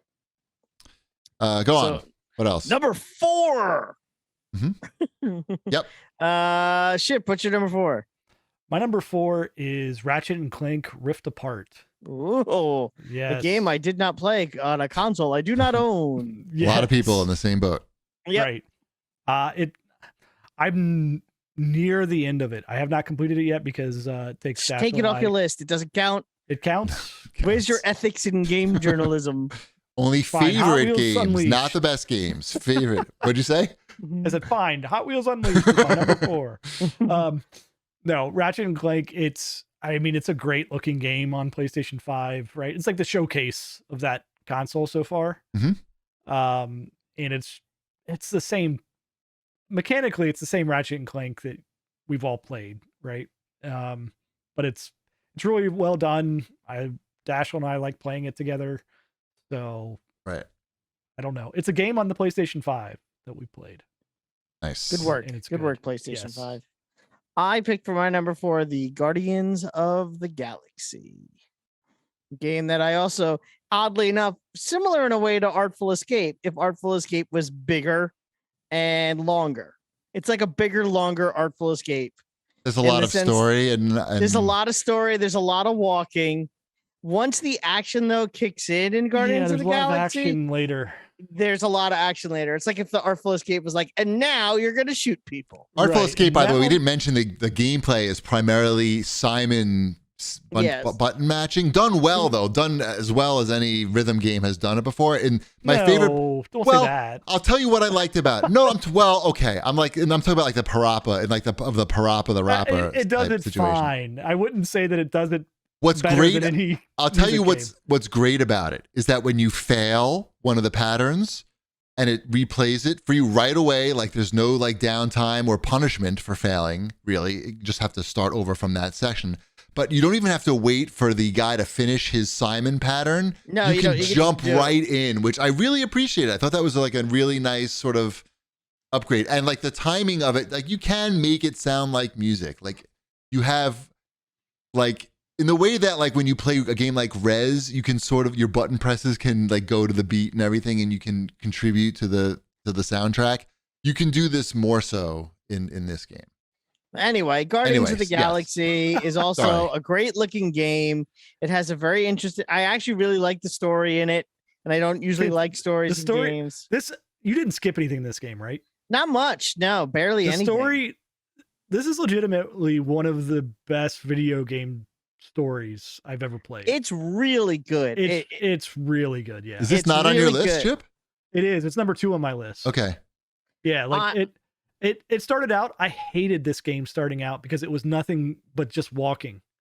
Right. Like the first it's building. 4 levels are just like walking, and it's like it teaches you a little bit of combat, and the rest of it's like walking. And the combat in this game, it's not fantastic. It gets the job done. Right. Like, I want to be doing it rather than walking. I'll say that much. But there's some unique elements when you're controlling your teammates and doing their special moves. It's fine. It's nothing. It's like, you're not wrong. I'm just saying it's not as bland as you're making it out to be. No, but it's not like I wish other games took this mechanic or something. It's like, okay, yeah, I'm shooting a person at the same time I'm telling that person to go over there. And it's and also what stab 'em. works really well for this game is it's not held to the movies. It's not saying, well, this is what the movies did, so this is what we have. It's to do. close. It's close though. It's close, but it also, it takes they use a different origin story for Peter Quill. It's not the same. Slightly. It's not the same. He had a Discman instead of a Walkman. Yeah. No, he still has the Walkman. He still has the Walkman. I mean, it's like aesthetically, His it's mom got hit by a similar car. to the movies, but the story isn't held to, well, this is what happened in the movies, so this is what has to happen. Sure. They were free to do what they wanted. They were free to do what they want. It has a lot of cool Easter eggs in it too.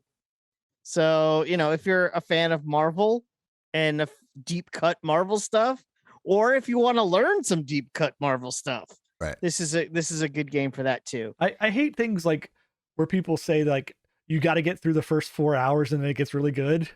But that's what this game is. But and it's only 10 hours, right? No, it's like 15 to 20 hours. Okay, it's a long game. Okay. It's a long game. Yeah, the word of warning I would say for anyone who plays this game is when you think you finish this game, you have not. So all right. Post-game credit. Post-game game. There is a post. It does. Wow. It sort of like plays on that whole Marvel thing. thing. Marvel thing. That's cool. Yeah. Yeah. It's really good. Great. I would say it's Mass Effect level of like storytelling. Right. Like where the dialogue is just like so good, like way better than it needs to be for a video game. Oh. I don't know. It's like I was playing this and like towards the end, I'm like, why did they spend so much money on this? Like they didn't need to do this. Wow, that's cool. I'm gonna get it when it's at some point. I think it's cheap now. Is but it? Yeah, it's a good game. That's a good game. Would Mrs. Chibi like to watch it? She might. Does she like the movies? Yeah. Yeah, she would like it then. Okay. Then she would like this. Yeah. Cool. Yeah. I think she might get interested in it's not even like the plot. It's really like this character plot on Peter Quill and this other character and his connection to this other character and what it really is. Mm-hmm. And that's sort of the mystery of the game that really carries it through without me saying too much. And that's more interesting than this larger game plot of whatever, world ending thing is happening. There's definitely levels to the plot that are going on. Yeah. Like, and it's that secondary thing.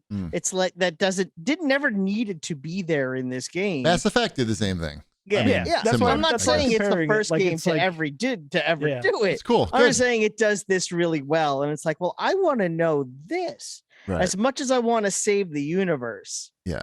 I also want to know what happens here. Right. Well, if I had played this game, maybe we would have all had it on our list, but I'm sure we would have. I was lazy. That's okay. I didn't feel like playing it. Number 3. I haven't done my 4 yet. I haven't done my 4 what's your yet. 4? I thought your 4 was something. No, I didn't say what number that was. Oh, okay. So what's your number 4? My number 4 is Forza Horizon 5. Oh, that's my number 3. So this works out. And that's Chip's number 1. It's my number 1. Spoiler. I mean, everybody knows that. Mm-hmm. Yeah. The only reason it's lower on my list is that I played the shit out of all these other ones, and I also own a car. So the excitement to me is less than it would have been if I had never played all those other games and didn't own a car. It's fun. It's a great game, though. I know Ship is going to get 600 hours on this one. I think I'm over 100 hours into it. Okay. I checked and saw like 2 years. Just stick another 2 years into it. Yeah, but I don't think I'm gonna stick with it for that. Right. There'll be another one out. There'll be another one out in that time frame. There is DLC though. With Fortnite. Yeah, there is DLC, and I'll play that. Like, I think I played a lot of Forza Horizon 4. I never played like the weekly. I don't even know if it had it. Did it have all this like weekly stuff? No. I think that's what to do. The Forza, like the festival, like the Forzathon festival stuff. That's all new. Okay, so that's what I'm hooked on currently. It had seasons, but it didn't have. I don't know. I never did it before. Yeah, so not 100%. I just played like the single player before, and then I was done. Yeah. This time, for whatever reason, I'm playing those seasonal challenges and the daily challenges, and like they're just so bite sized that I can get through them relatively quickly, and it's like everything seems achievable in the game. Like oh, there's 500 cars or 555 cars. Oh, I have 400 of them. That's a lot. I can keep going and a get those lot. 150 cars or whatever. I just found the last barn find last night, and I thought I was a freaking god. Shit is putting in work. Yeah. Yeah. I don't Did you know. buy the treasure map? I did buy the treasure map early on. Yeah. Is that worth it? What do you get with the treasure map? I still don't know. It just shows you where everything is at, like all of the signs and everything. Worth it, isn't it? Just the currency in the game. Well, see, I have no. The you have to treasure pay map real is money. It's like $2. They got you. Yeah, I don't mind paying $2 for a game that I'm gonna put 100 hours in at least. And I got to the point where all the fast travel was free for me, right? I did that. I got all the signs. No, you don't. I don't. Did you get all the fast travel signs? You know, I know, but I bought the house and I thought I was going to be free. You I got you tricked. had it. I thought you I thought had you it. had it. I know, No, we all got tricked by that. I got tricked by it too. Right. So bullshit. if you put the $2 in, then you get the treasure maps, or you can just look it up if you really want to look it up on like YouTube or whatever. Not really. To find, right. So you get the treasure map and then you get all those signs, and then it's free fast travel everywhere. And then it cuts down on the time you have to spend to do these specific challenges. But fantastic game. Yes. I I like just it like, enough. I don't know. It's hard for me to get excited about these biannual releases. Well, I really like it. I've been playing it too. Yep. Is it on your list? Did it make your top 5? It was my number 3. I said Okay, you did sorry. your number 4, and it Got goes it. right into my number 3. Perfect. Yeah, it works out really well. I really liked it. The cars are shiny. I drive them around in circles. So this is going to be the only game that's on all of our lists, maybe. Well, we already Maybe. discussed. That's well, yeah, Yep. 'cause- Yeah, probably because Probably. Let's Probably. see. Let's see, though. It's You never know. rightfully What's- so. It's What's your fantastic. number 3, Mr. Shipwreck? My number 3 is not on either of your lists. It's Metroid Dread. You're right. You're right. Yep. It is not on my list. I did not play that game. Nope, I knew you didn't, because you guys don't play Switch. No. It's against my religion. My daughter stole mine, and I haven't seen it in a year. My son dropped mine on the floor yesterday. I don't know if it still works. We haven't. Oh, that sucks. It's a wood floor, My- though, so hopefully. Yeah, I hopefully bought a it's new okay. one because my son kept doing that. So now I have to buy a new back to his because it's just like hanging on, just flopping around on the back. Metroid Dread, though, really good 2D Metroid game that I don't know. I liked the mechanics a lot. The story was good enough. And I don't know. The map was good. It kept me entertained. I played it religiously until I finished it. Mhm. So I didn't feel like going back to 100% it because I don't know what the point of that is if I already beat the end boss. I Right. could beat him more. Yeah. No, you do it quicker. Need more. Right. Make 'em You You hurt. can brag about your Metroidness. So Metroid Dread, can't wait for Okay. Metroid Prime 4 Nice. to be any day now. Nice. Tomorrow. Good. What's your number 3 there, Chippy? My number 3 is Halo Infinite. Mm. I finished the campaign. I didn't love it. It was fun. It wasn't like something that I'm going to think about really ever again or probably go back to. I really like the multiplayer. It's nothing earth-shattering in that we've been there before. We've done this before. It just looks better and they didn't fuck it up basically. Like they basically just had to not fuck it up. And I think it's going to get a lot better. And, if they continue that with that philosophy of not fucking it up. If the campaign was better, this could have been higher up on my list. But I wouldn't get too hung up on the order of these games, to be honest. Story could have been a lot better also. So is that all of our number 3s? Are we on number 2 Yes, we're now? number 3 down. Yep, we're up to number 2. All right. Am I going first? Sure. All right, I picked Marvel's The Avengers. No, I'm just kidding. Oh man, they would have loved you. You probably could have. They probably would have hooked you up with Captain Oh, America. my Could have come goodness. to your house with like some The gift War cards. for Wakanda. No, that might be the worst boss fight ever in the history of games. But anyway, that's a whole. You other played thing. it though. I did. I finished the War for Wakanda. Oh, I did science. not finish should. the war. The war. Oh my god, it does have the worst boss fight ever. It's painful and it's different than all the rest of tedious. them. It is, and it's tedious. Anyway, that's besides the point. But another thing that I did finish, which is technically 3 games, Okay. and many hours, but I did get through it this year, was the Mass Effect Legendary Edition. Had a feeling. Yeah. That might you show know up on why? this Because list. it's flipping amazing. That's You love why. it. I do. I love it. I love it a lot. It's Mass Effect 1, 2, and 3 in a convenient package where I could play all the games with everything, but it looks shiny and new. Yeah, it's pretty outstanding. I don't see what there is to not like. And also, it worked out that it's been long enough since I played any of these games where I remembered about half of what was there. Right. So, Did you change? really, did you change up? Did you remember like your old decisions and try to? I remembered some of my decisions. I didn't change up too much because I'm not a dick. So to pick the renegade options even in a game is just something I'm not gonna do. Right. And I did play through the whole thing with my son, who has never seen anything Mass Effect. So he basically sat there with me, and we made decisions together. Right. On all these characters. So it was as much his decisions as it was mine, and that actually I would say also was really one of the other reasons why this game is number 2. So nice. Yep. Yeah, because I could make fun of him because I think he had a crush on Tali, and I can say things like, well, no Tali. Then he gets bright red in the face. Right. Jealous. Yeah. My number 2, I guess.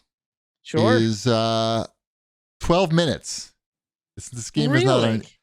I thought this game was really interesting. I did not like certain aspects of this game where like we played a lot of it and we gave up before like getting to the ending, but I appreciated sort of what they were trying to do. They kind of fucked up along the way, but like the story is like too dark, and it's like there's no reason like your wife's murder. You need to be watching your wife get murdered over and over again. It's not like a good experience for anybody.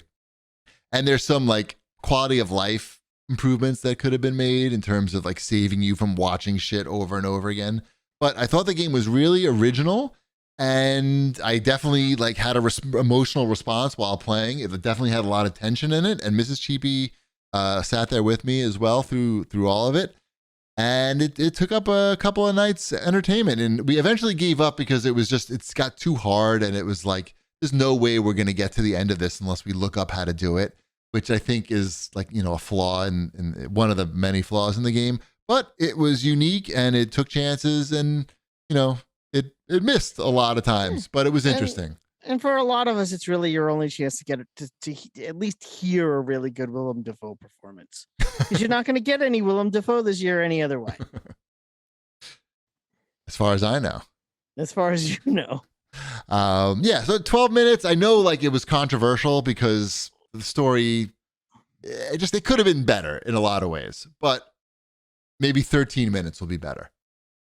What do you got there, Mr. Shipwreck? You're number 2. It was Guardians of the Galaxy. That's right. You already said it. We already talked about the game. This happens, though. This is what happens. I know. So, I mean, I guess now I forgot. Did we already spoil Cheapy's number 1? Did you say your number 2 yet? What was your number 2? My number 2 was whatchamacallit? The Mass Effect. Okay. We talked about so that. My number 1 is Artful Escape. Like, really? I really had like a strong emotional response to that game. I don't know. I haven't finished it. I'm almost. It's only 4.5 hours, I think. It's short. Yeah. I've played a lot of it, and I just thought it was like really like different. No, I loved it. Don't get me wrong. It's on my list for a reason. I thought it was fantastic. I explained the whole thing to Mrs. Cheapy, and I know she wasn't listening, but I did like.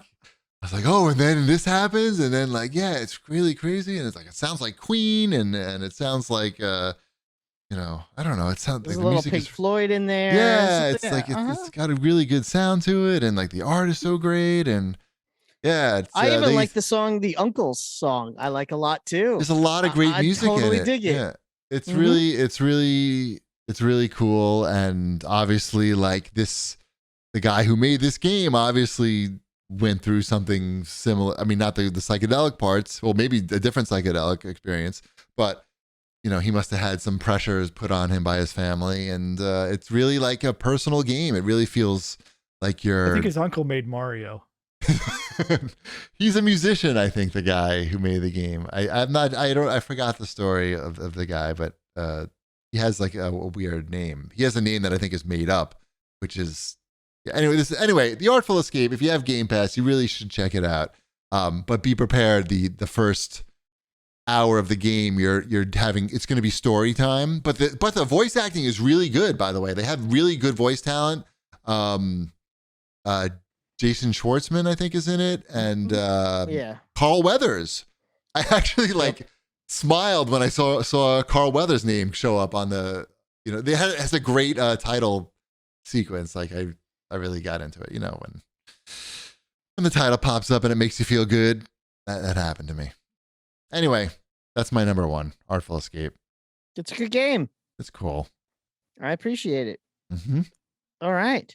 And my number one is, as we all know, I did pick Fortnite. Fortnite. Because I play way too much of it. I think they did a good job this year. They finished out Chapter 2. They started Chapter 3.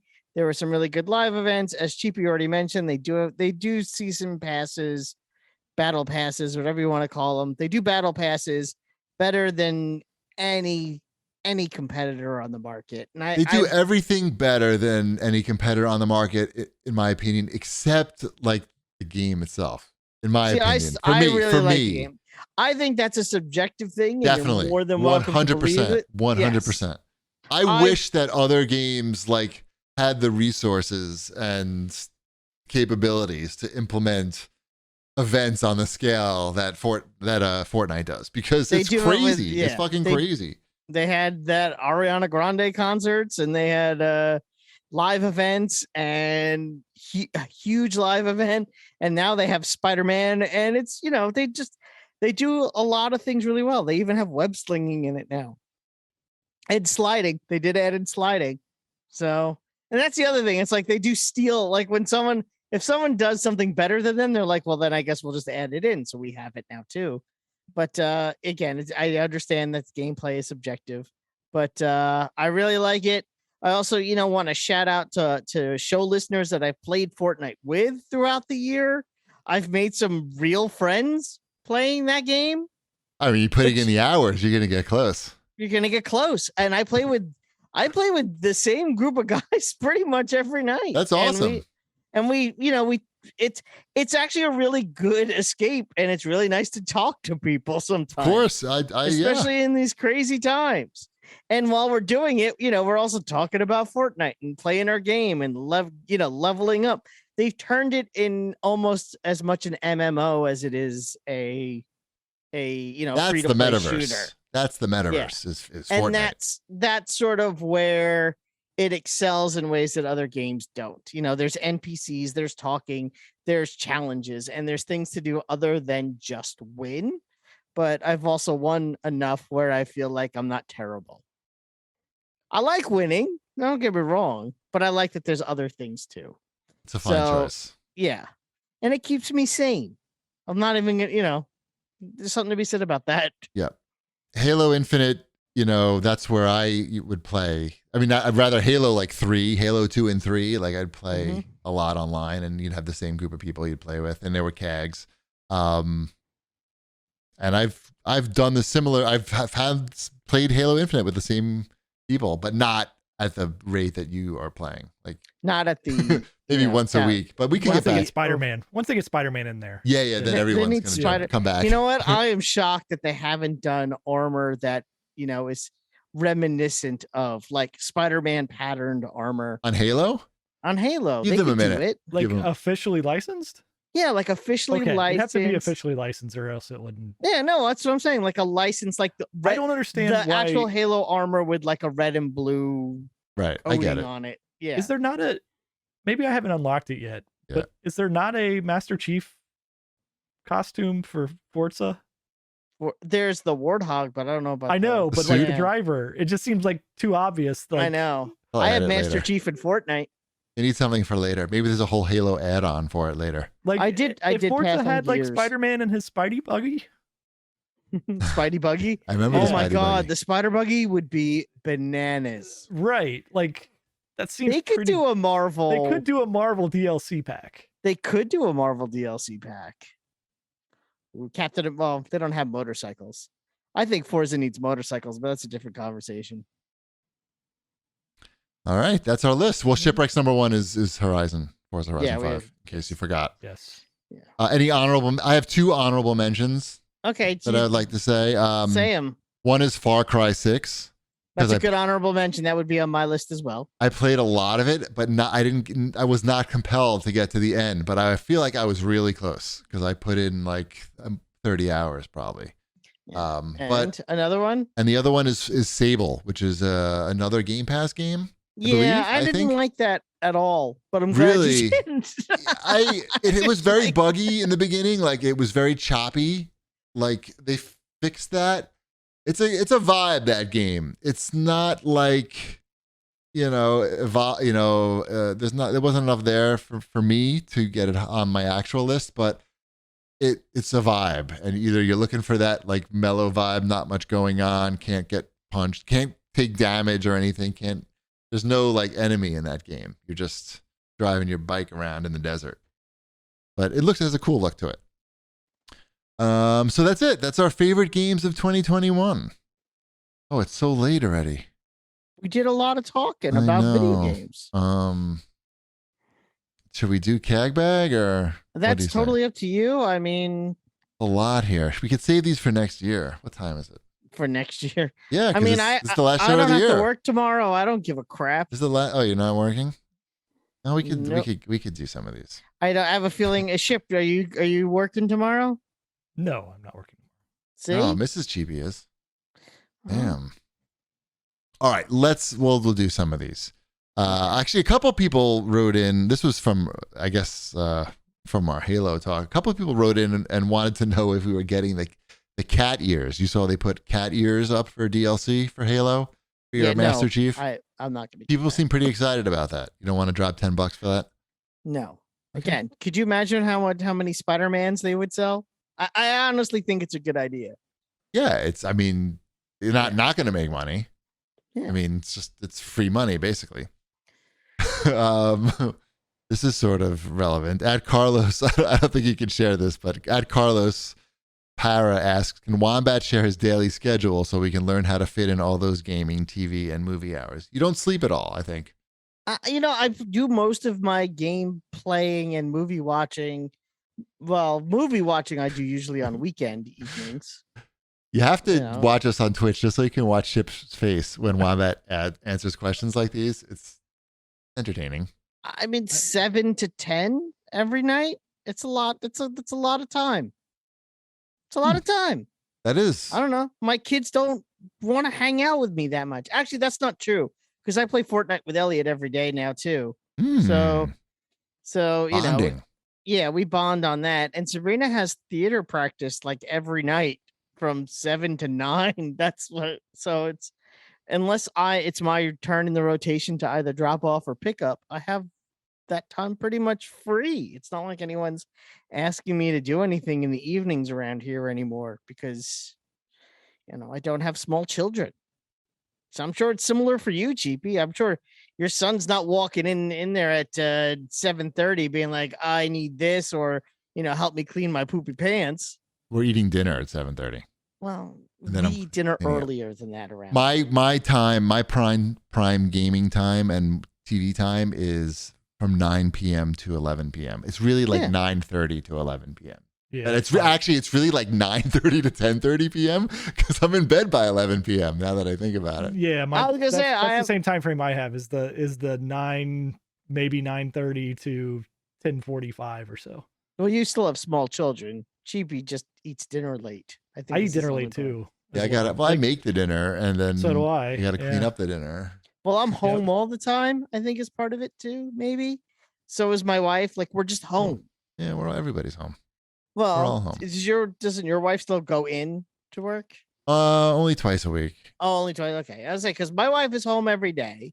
Yeah. I'm home every day, and when it rolls around, it's like 6 o'clock. I'm like, well, we could eat dinner now, because what else are we gonna do at 6 o'clock?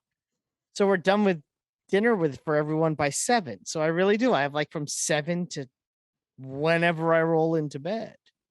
That's quality time. Yeah, but it's not a daily schedule thing. It's an evening schedule thing. That's reasonable. Makes sense. I just want to clarify that I have a job and I work at my job and I'm good at it. I got a big promotion this year. So it's not a daily schedule. It's an evening schedule. There it is. I hope Carlos got his answer. Yeah. The word of advice is just have your children grow up. That's good advice. It beats the alternative. Yeah. At Darwood Loves Devo writes in and asks, what was the most memorable video game gift you ever got? I missed that when I first. You ever remember any memorable video game gifts? I remember Action Max. I remember getting the Action Max. What is that like a Game Genie? No, it was it was a light gun thing, and you plugged a thing on your TV onto your TV. Oh yeah, a light gun and VHS tapes. Right. Yes. Yep. And it was a piece of shit, but I thought it was so cool. Nice. There you go. Action Max. I don't know if it's the best video game gift, but the most memorable one I got was when I got that handheld Epic Man. It's like a Pac-Man clone from like the 80s, early 80s, like maybe 1980, that I got as a reward, really, for taking a shower in a public shower place, like at the public pool, because I was very shy. I didn't want to do that. And my dad bribed me with the Epic Man, and it worked. I didn't want people to look at my penis. That was the problem. Can I? Okay. That was it. You got what kind of games you got? I think at this point I may need an analog pocket. You don't even have any games to play in it. I don't. Yeah. I mean, mine was the NES. Getting the NES for Christmas was my big one. That was yeah. I remember that one very, very vividly of opening that up, because it was actually my aunt that got me that, right? Like it was like I'd opened up all my Christmas presents, no NES, plenty of other stuff like G.I. Joes like crazy, but no NES. And then my aunt showed up like the next day because they're coming in from out of town and rolled in, and I opened it up and it had Zelda and NES, and that might have been it. It had the big player's guide that came with the NES. Mine was the player's guide one too. So yeah, I'm with you. She got a light. It came with a light gun too, but it wasn't the Nintendo one because she couldn't find the Nintendo one. So it was like a blue, like wireless one. That's cool, I guess. It worked just as well as any of the other light guns. Nice. But I remember excitedly, like my sister got like one of those big stereos, like those 80s style stereos where it had like the record player on top and then like the dual cassette decks and like the speakers that were like 3 feet high. That's a good gift. Holy shit. Yeah, it was good. But she was really excited to get that. And I remember shouting out, my gift cost more than $100 too. The entire room. Nice. And yeah, I feel bad about doing that, but I remember doing that. And then I played a lot of Zelda. I remember then playing Zelda. Which one would you? Yeah. Yelling up to my mom that I had to die first whenever she was calling. Right. Yeah. Yeah. Gotta die first. Yeah. Yep. At first, I didn't. I thought it was what was your most like your most gift, like holiday gift you ever got. I sort of misread the question. In that case, it would be the Millennium Falcon. That was That's a good gift. That was That's a very good gift. I have it. I remember getting my Castle Grayskull. I have a very vivid. That's a quality. Very vivid Castle Grayskull memory. That also came from my aunt. You have a nice aunt. I had a very nice aunt. She didn't have any kids, so I was she got me Metroplex. Oh my fuck. Yeah. What? She lived in Kentucky too, so like all of their stores, like she was the one that got me like Sorceress for Master of the Universe. Like she could find all of the stuff that was like nobody else could find anywhere. Right. So she was just like constantly because they barely had electricity in Kentucky back then. Correct. They just had nobody could see what was in the stores, right? Like they just completely dark stores, and you had to go and into. She was the only person with a flashlight and American currency, I know dollars. The trick. Most people, other people were still paying with things with like rocks and like wheat. What else we got here?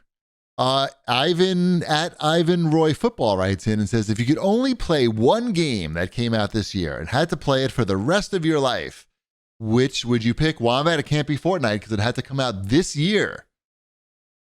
One game for the rest of your life. I don't know. I mean, maybe would the Mass Effect Legendary Edition count? Because that's a lot of games. That counts. And you could vary up your character. It's 3 games. It's like cheating, though, to say that it counts. On so many levels. I'm going based on the rules I was given. Right. What's yours, Chip? If I cheat, it's going to be the latest remaster of Tony Hawk Pro Skater 1 and 2 when they remastered it again to put it on the current gen consoles now. Right. That's true. Another version of Skyrim also came out this year. Right. They keep putting the same games out over and over again. Yeah. So otherwise, I guess if I had internet, Forza, like we have internet in this scenario. Yeah. Yes, you do. Okay. So I guess if it was truly a game that came out this year, I would go with Forza. It doesn't say you're on an island. It just says. What about you? I would say probably it's got to be Halo because I think they're going to be adding a lot to it, and it's good. At least the multiplayer will be good. Okay. And maybe they'll even add stuff to the single player. Who knows? That'd be cool. If it was the only game I had, I would get good at it. It's the only, yeah, right, exactly. And you have the Elite controller now with a paddle, and you're gonna add the other paddle for the melee. You're gonna be fucking unstoppable. I am Elite. You're gonna be jumping around, aiming and shooting at the same time. Mm-hmm. It's gonna be awesome. All right, let's wrap it up and wish everybody a happy New Year and a Merry Christmas and Eid Mubarak. You know about that? Nice. You're a what? Eid Mubarak. It's the Muslim Christmas. Oh, okay. I know about that because the guy who owns the table tennis club that opened up, he's Muslim. And I bought him some ball holders. And I'm going to say Eid Mubarak. And when I give them to him, because he's going to try to not let me give it to him. But then I'm going to say Eid Mubarak and he's going to have to take them. Is that the law? As far as I know. Okay, just checking. Well, he's from Egypt.